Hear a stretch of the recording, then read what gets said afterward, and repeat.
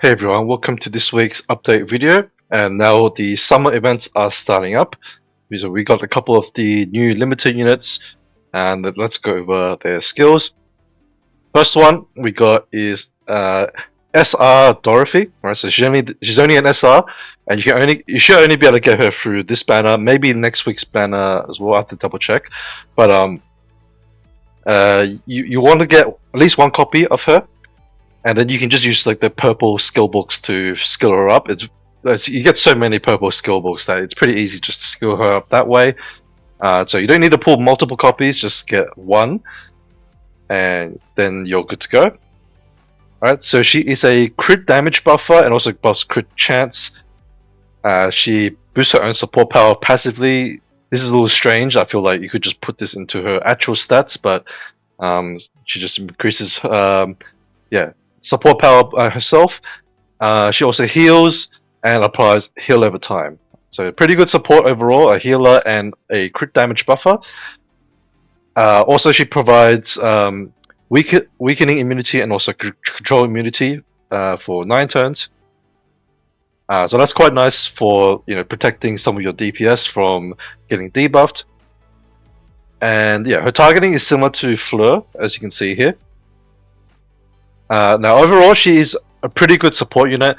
According to JP tier list, they rank her T0, or basically like S rank for Crusade Raid, and T1 or like A rank for PvP. Therefore, she's only an SR unit, so it's quite easy to obtain her through this. You'll pull her eventually while pulling for Nozomi if you're going for her. I do recommend to at least go for Dorothy, even if you don't get Nozomi in the end. Get Dorothy first, and then you can decide whether you want to keep going for Nozomi or not. But Nozomi, this is her. Now she's a guard unit, and she is a dot-based unit, right? So she attacks and applies dots, and that scales with her attack. Her normal attacks scale with mobility as well, but that's not that particularly good in my opinion. But her dots scale off with attack, and she also heal blocks and also dispels the heal over times as well. So that's okay. And then she has self mobility buff, which is not that great when you don't have any additional damage reduction from dodging, because the base damage reduction from dodging is 35%. And then you need like a natural passive to bring it up to 100%, similar to units like Tenka, who actually do have maximum damage reduction from dodging. And then she also triggers dots straight away after she attacks. I guess that's like the main draw for her, is that she can do burst damage off dots that have already been applied on the target. If you've played other games similar to like something like Ethereal Restart that has Shadow Sanya, it's probably similar to that. In Epic 7, I think Baiken is also something similar, where they trigger all the dots at once. I believe that's how it works. But yeah, that seems like what she does.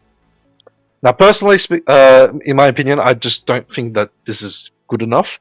I don't know if this does enough damage really, and especially because she's like a attack scaling unit without like a good enough damage reduction for PvP. I just think she'll just die, most likely to reflect damage, and I don't think her dots really do enough. I could be wrong about this, but at least according to the JP tier list, she's not ranked very high. She's like tier 3 for PvP and tier 4 for like Crusade Raid and like that sort of thing. And tier 3 is kind of low. Like it's comparable to something like a Zhao Meng. I think Zhao Meng, Pressure are in the same category for PvP wise.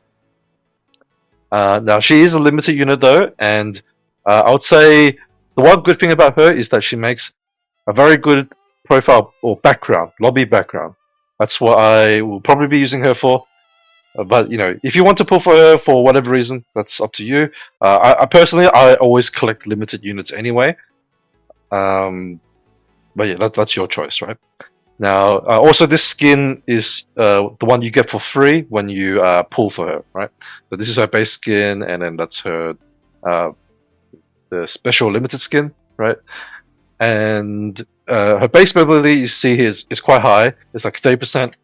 She doesn't gain any more from affinity and also from the resonance gear. She doesn't get that. She doesn't get any mobility either. Therefore, she has to run double mobility core in order to make her maximum mobility. But I don't think that's really worth it because, as I said, like the damage reduction is still only 35% as a baseline, right? And that's not really that good. You kind of need these days. You kind of need to be like full damage reduction to survive against like Hawk Shield Reprisal, right?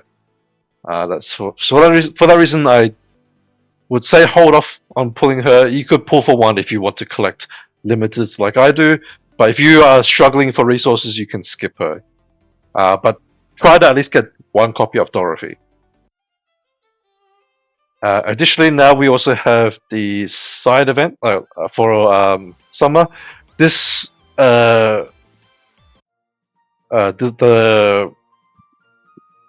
stage layout, I guess, is like this. It's like an exploration stage. We had one similar, I think maybe a couple months ago or so. And you just walk around the map, and it's all like under fog of war, basically. Like, you can't see where you're going, and then you just like talk to like NPCs and then fight some of the mobs and get through that. Through this side story, you also get Summer Skadi, which is in achievements here, and you have to clear chapter 1-3, right? And then you get one copy. Like you get like a ticket for her, you summon her, and you also get the skill ups here somewhere. So you get like a little bit here. I assume there's more somewhere else. Like I know there's stuff in the Wish Exchange, so you want to uh, get these when if possible. This is 6 of her skill ups. I'm not sure if you can fully skill her up, but you should be able to. You probably get them as a reward through like the other like story stages or something. Most likely. I can't see them because I haven't unlocked them. But you should be able to max skill her through this event. If you don't, then you can always use purple reverbs anyway. So it's not too big of a deal. There's also a trial stage which I haven't unlocked yet. I'm unsure when it unlocks. I assume it unlocks when it's like clear all the story, which I haven't done yet, but I'll get through that eventually.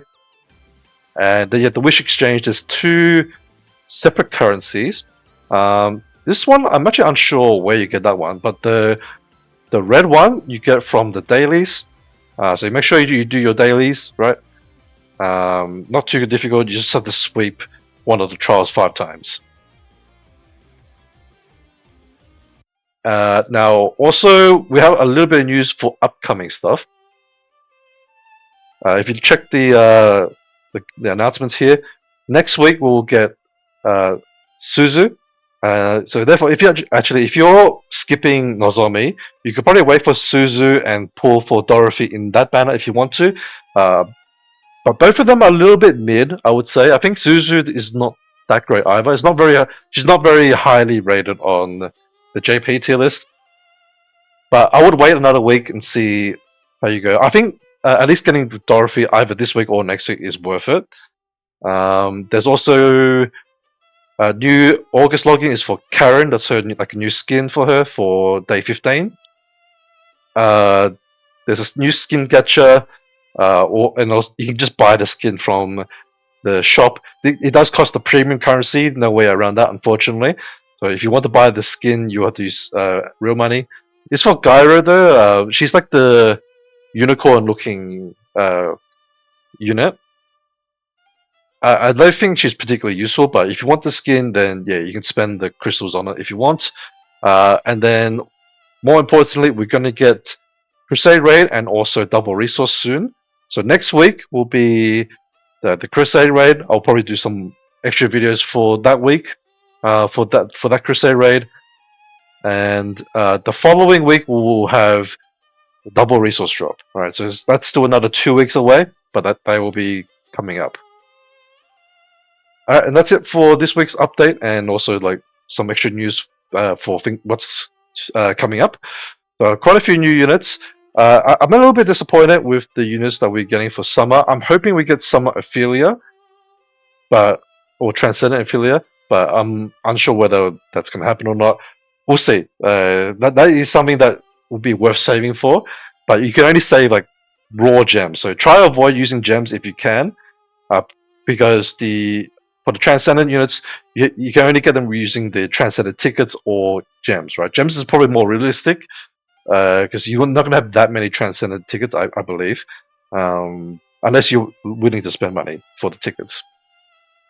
But so yeah, try to hold on to as many gems as you can. But if you want to pull for the limited units, then by all means. Alright, so I'm going to leave it here. Thanks for watching, guys, and I'll see you guys in the next video. Bye bye.